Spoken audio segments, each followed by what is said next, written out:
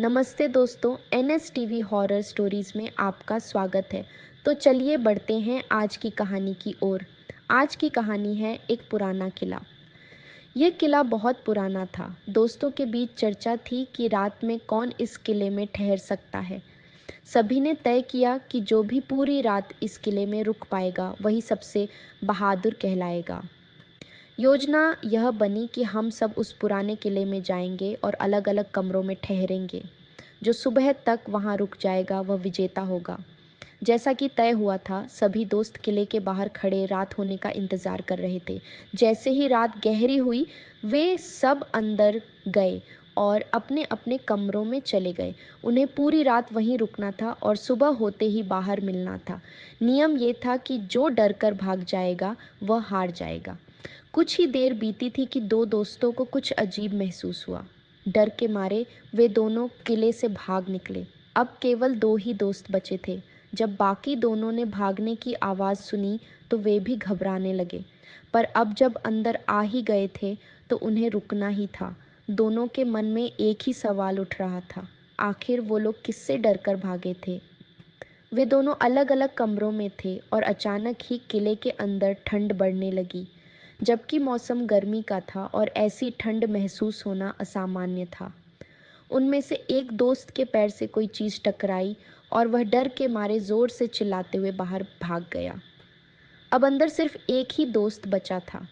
अब वो अकेला सोच रहा था कि आखिर क्या था जो सभी को डरा रहा था। उसके पास अब दो ही विकल्प थे, या तो रुक कर विजेता बनना या डर कर भाग जाना। उसने ठान लिया कि वह सुबह तक रुक कर ही रहेगा, चाहे कुछ भी हो। रात का आधा वक्त बीत चुका था कि अचानक उसे कुछ आवाज़ें सुनाई देने लगीं। ऐसा लग रहा था कि कई लोग आपस में लड़ रहे थे। पहले तो उसने सोचा कि शायद ये चोर हैं जो किले के अंदर छुपे हुए हैं और आपस में झगड़ रहे हैं। उसे डर था कि कहीं उन्होंने उसे देख लिया तो उसे नुकसान पहुंचा सकते हैं। वह चुपचाप बैठा सोचता रहा कि ये लोग कौन हो सकते हैं।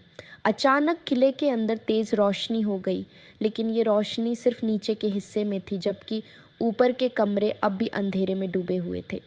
जब उसने बाहर जाकर देखा तो वहाँ कोई भी नहीं था। उसे समझ नहीं आ रहा था कि ये रोशनी कहाँ से आ रही थी। वह लोग भी अब दिखाई नहीं दे रहे थे जो लड़ रहे थे। रोशनी केवल एक मोमबत्ती से आ रही थी, लेकिन यह मोमबत्ती कहाँ से आई, इसका उसे कोई अंदाज़ा नहीं था। अब डर और बढ़ गया था क्योंकि वहाँ कोई भी नहीं था। थोड़ी देर बाद फिर से आवाज़ें आने लगीं और झगड़ा और तेज़ हो गया, लेकिन कोई दिख क्यों नहीं रहा था। धीरे-धीरे सुबह हो गई और अब वहाँ कोई रोशनी नहीं थी।